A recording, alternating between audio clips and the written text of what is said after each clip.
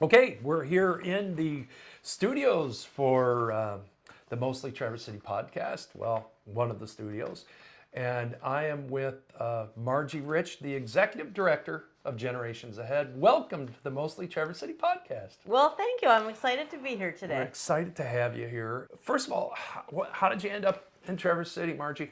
Oh my gosh, it was so serendipitous, is how I would describe it. I'm from Ann Arbor. My husband's from Seattle. And I convinced him to move back to Michigan when we had our first child. We did what we call sort of the Grand Circle Tour, literally. And we started in Ann Arbor and we drove all around Michigan and we looked at different communities and had our list of, can you buy the New York Times here? Yeah. And can you get, one of our funny factors or criteria was, can you buy cilantro in this town? Because we were looking at small towns. Yeah. And my husband and I had both lived in big cities, Yeah. Seattle, New York, Washington, D.C. And so it was like a proxy measure for how sophisticated is this small town. Do they have cilantro? And we landed in Traverse City with the expectation it would be 5 years, literally. Yeah. And we've now been here 30 years. What kept you here?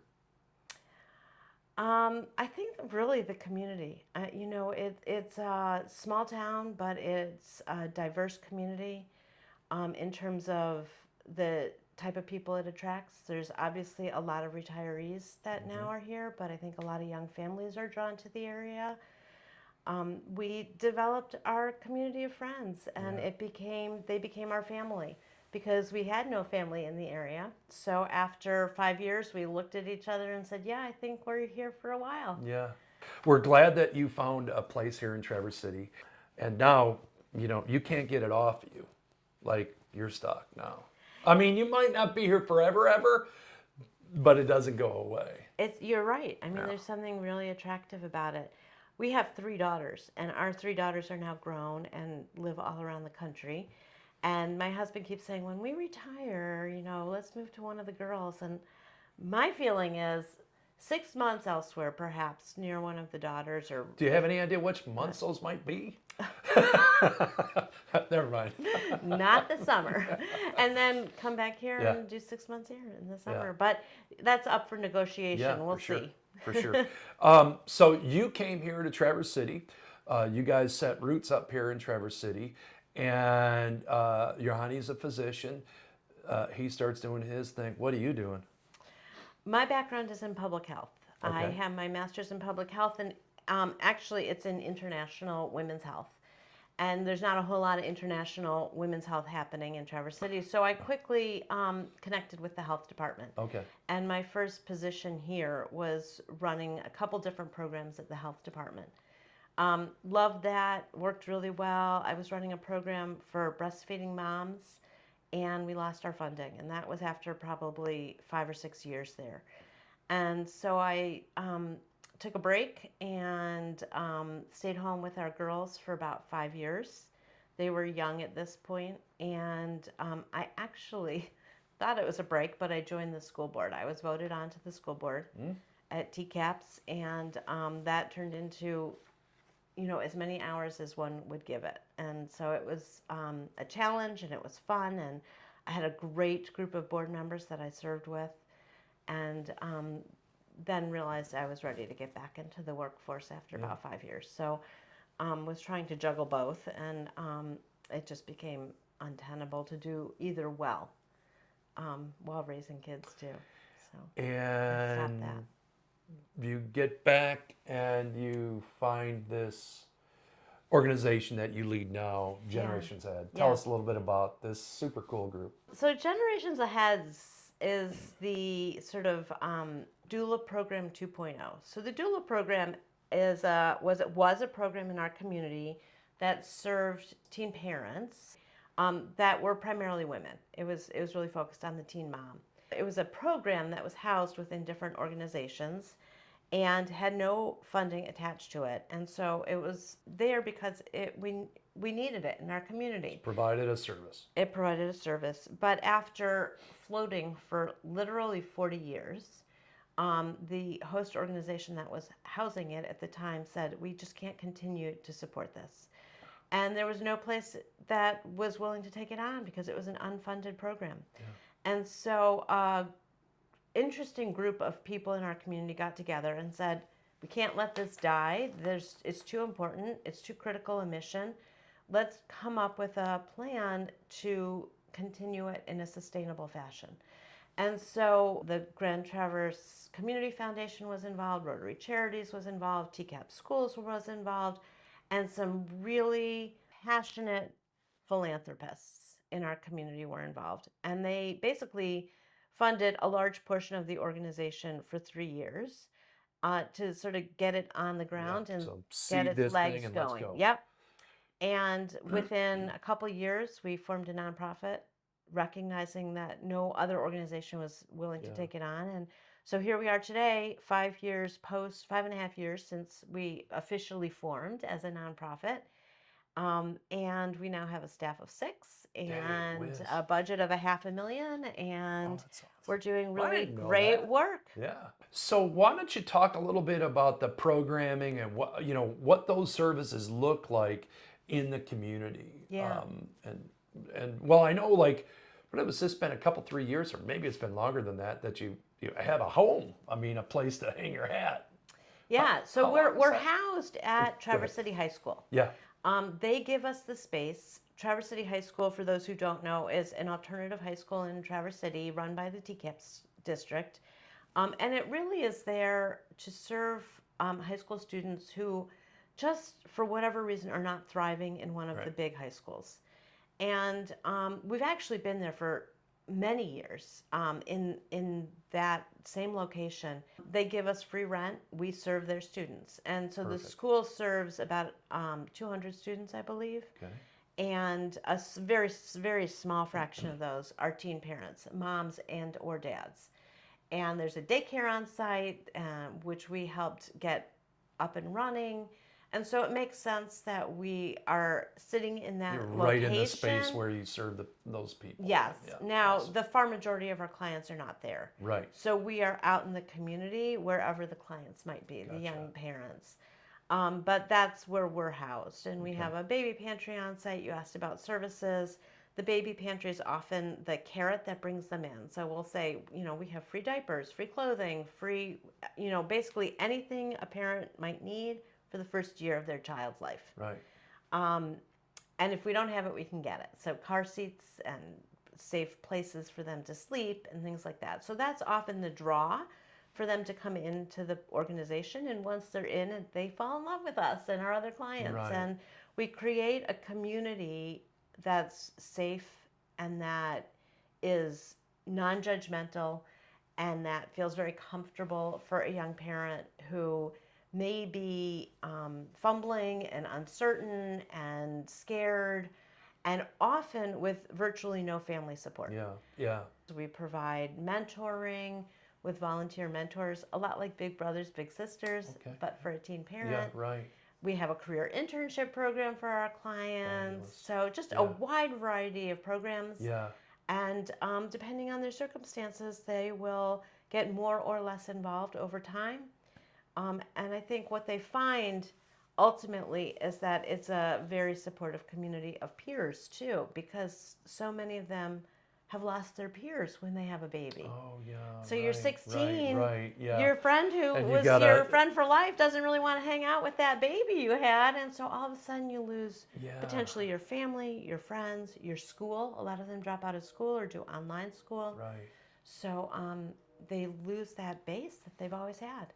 Yeah. So they find it again through generations cool. So ahead. you guys have been at it here for enough years now, where you're probably seeing these first, few families come through there that they're like kind of adults now. They are.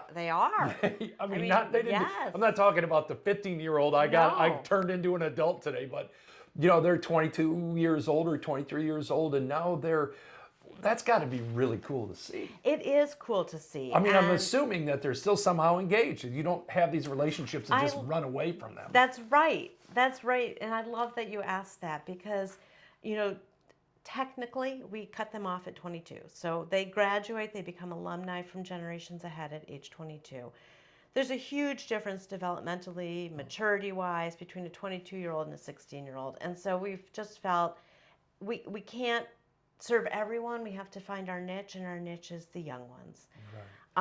But does that mean they're ready to leave? Not necessarily. And they've developed attachments. And so there's many ways that they can stay involved. So they stay involved by serving. What a beautiful model. It is right? a beautiful model. Because now it just Comes it's full circle. self-fulfilling, and it just kind of it just grows from there. It never needs to be refilled.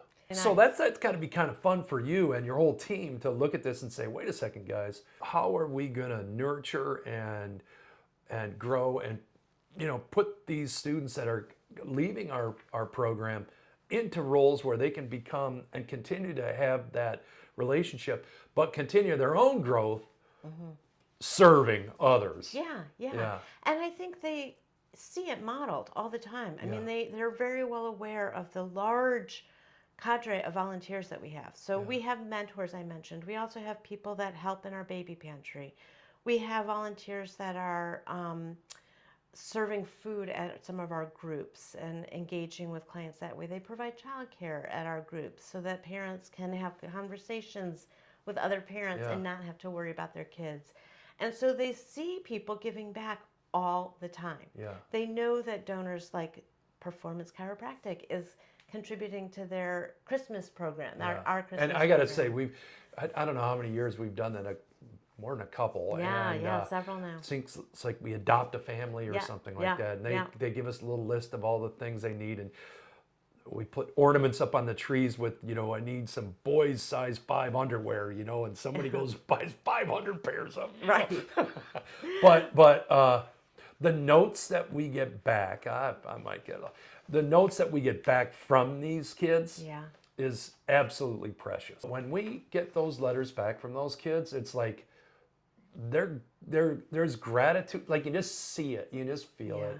The social part of being responsible is something that you're doing that's not just happening when I take and leave. Yeah, I appreciate that.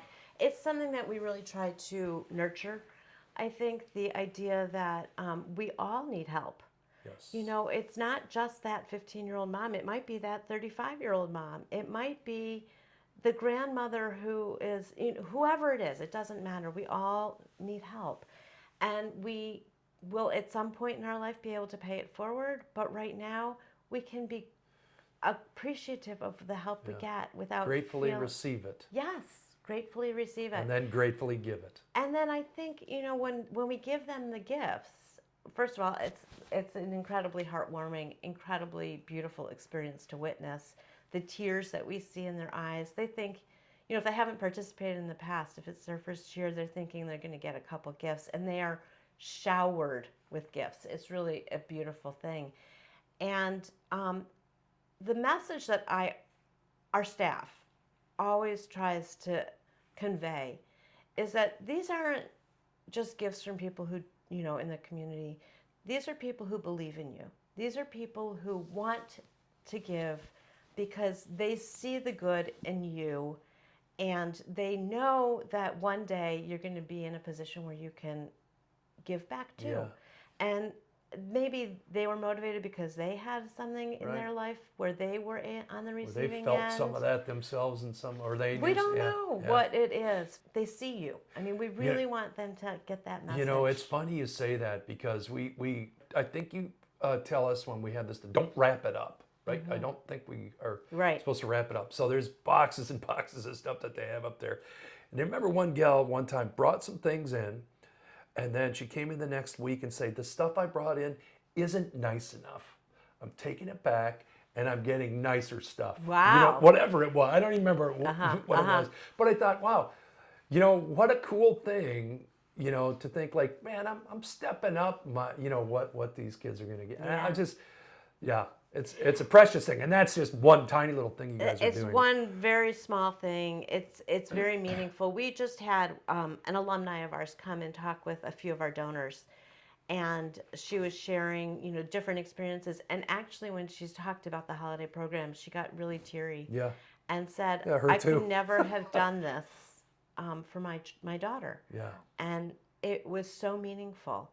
It it just really, struck a chord that somebody in our community cared enough to yeah, want to make her feel loved. yeah.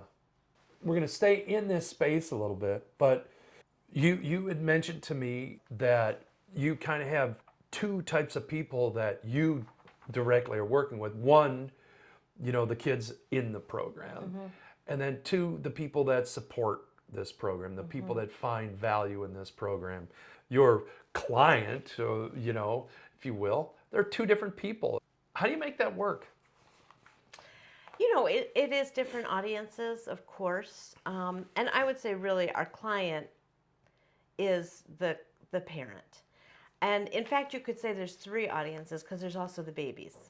And so, though our focus isn't on the baby, our focus is on helping the young parent. But we believe that by supporting and nurturing and holding that young parent, they are able to become a better parent so that they can transfer that support and love to their baby in a way that they couldn't.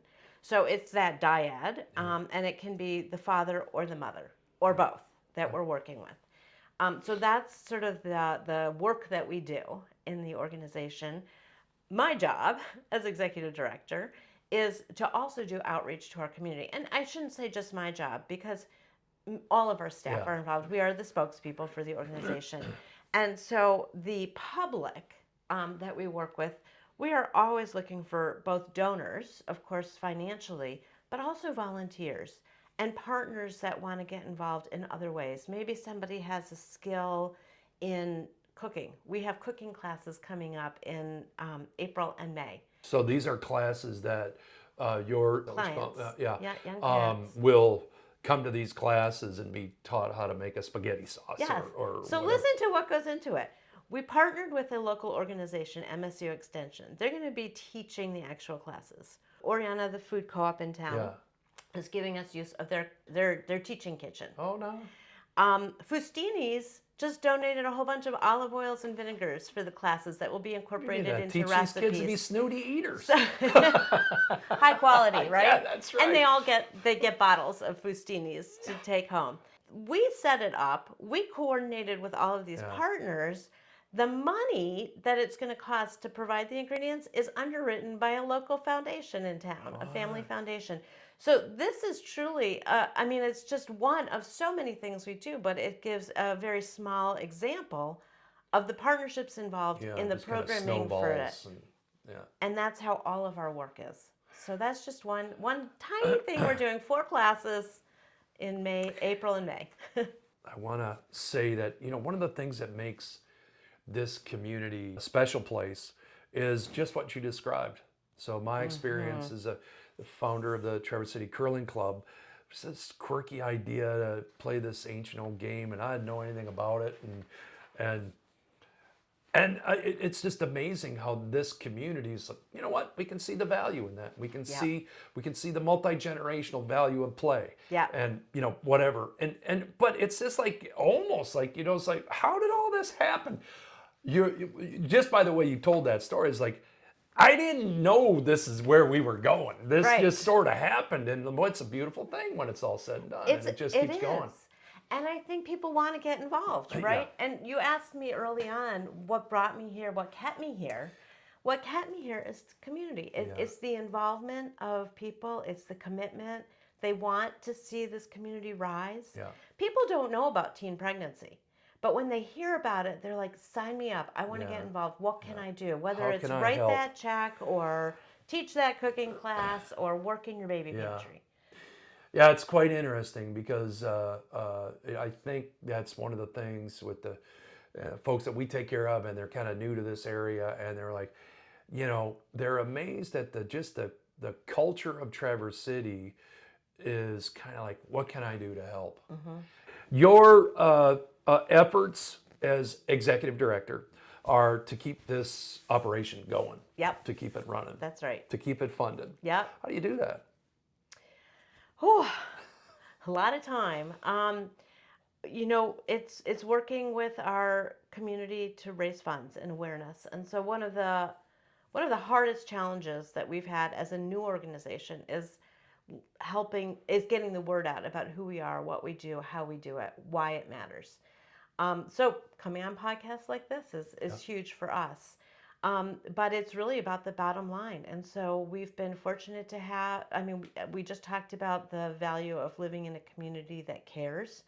And we have donors in our community that will continue to write those checks because they know that without generations ahead, these kids' lives are going to be Yeah.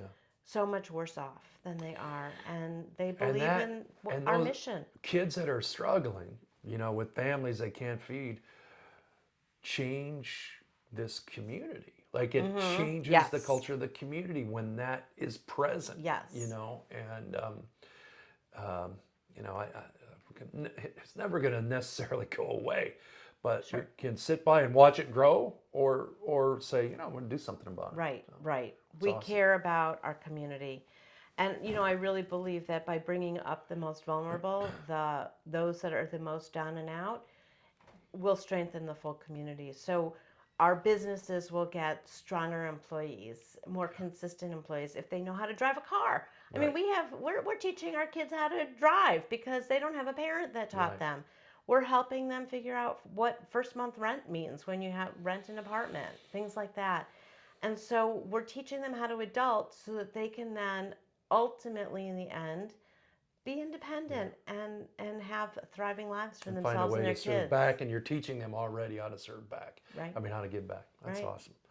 I want to talk a little bit about an event that's coming up here May 16th of 2025. You might be watching this in 2030, who knows? But May 16th, 2025, we did this thing called Cruising for Community. I think this is the third or fourth year we've done this. We've rented out the Discovery to sail on West Bay, have a break some bread out there and have a meal and hang out and do community. And this year, Generations Ahead is going to be one of the benefactors. So all the ticket sales are going to one of two organizations, Generations Ahead or Charlie Golf One. One of the things about the Mostly Traverse City podcast is to glean from our guests what they love most about Traverse City. And that's almost always the community and the people, and that's nice. But what is a perfect day in Traverse City? So what is it for Marjie Rich? It would be a summer day. A lot of us in Traverse City live here year round, but live really for the summer. And so I think it would be, let's say, a Saturday, because one of my favorite things is to go to our farmers market. We have a great farmers market. It's just an opportunity to bump into friends and neighbors and families that we haven't seen in the winter, maybe.